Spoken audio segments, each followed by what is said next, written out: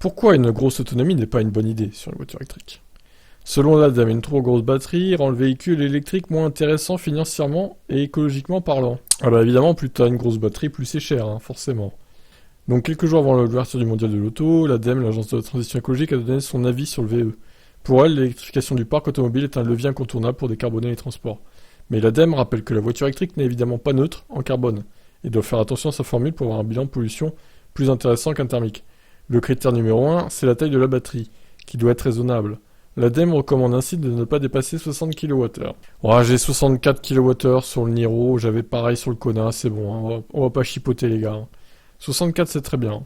En dessous, une voiture électrique roulant en France a un impact carbone 2 à 3 fois inférieur à celui d'un modèle thermique similaire. Au-delà, l'intérêt environnemental ne sera pas garanti. En cause, des ressources naturelles nécessaires au poids du véhicule. Plus la batterie est grosse, plus la voiture est lourde, ce qui fera augmenter la conso. L'ADEME estime que par rapport à un modèle diesel, la dette carbone est remboursée au bout d'environ 15 000 km. Pour une citadine électrique, alors que ce sera après... Ah oui, pour une citadine électrique. Alors que ce sera après 100 000 km pour un SUV électrique haut de gamme. Une batterie de 60 kWh a aussi un avantage côté finance. Toujours selon l'ADEME, un modèle avec une batterie d'environ 60 kWh aura sur sa durée de vie un coût complet inférieur à celui d'une thermique comparable. Attention toutefois, c'est valable en cas de recharge à domicile.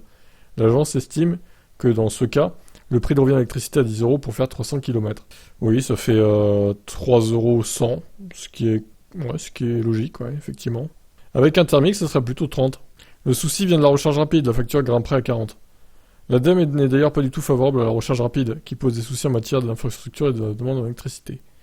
Ah oui, mais bon, quand vous voyagez, vous n'avez pas trop le choix, hein. Vous n'allez pas faire une recharge lente pour faire 1000 bornes, hein, quand même. Hein. Soyez raisonnable, l'ADEME.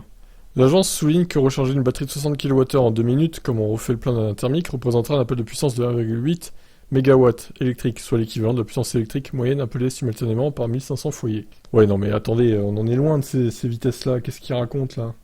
On est on est même pas à 300 pour les meilleures voitures, on est à 280 kW. Non mais enfin, on est 6 fois moins que ce que vous dites les gars quand même là, attention hein. En résumé, l'ADEME plaide donc pour des autos électriques citadines ou compactes qui restent légères grâce à une batterie raisonnable, plus légère encore en allant à l'essentiel en équipement. Et non, une Spring quoi, on achète une Dacia, c'est ça. Non mais attendez, je veux pas rouler en Dacia moi, surtout avec 45 chevaux et 250 km d'autonomie, c'est pas suffisant, désolé. Hein. Et encore en route, sur autoroute c'est 150 quoi.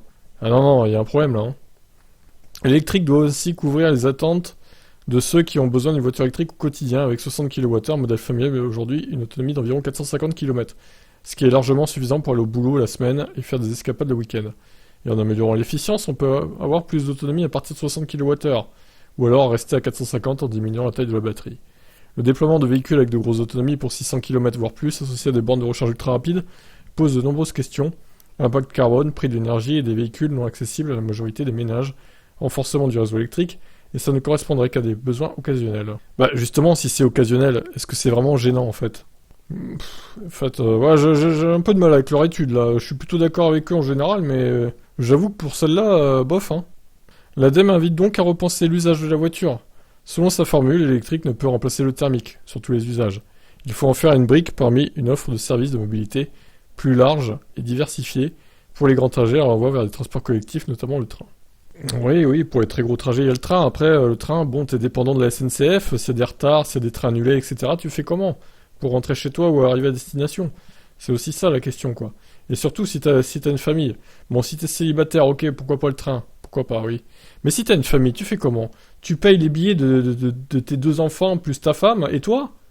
Ça revient plus cher que de prendre la voiture, du coup, hein. Eh oui! Non mais là, l'ADEME, non, je valide pas leur dernière étude, hein, ça va pas du tout là. Qu'est-ce que vous en pensez vous? Ciao.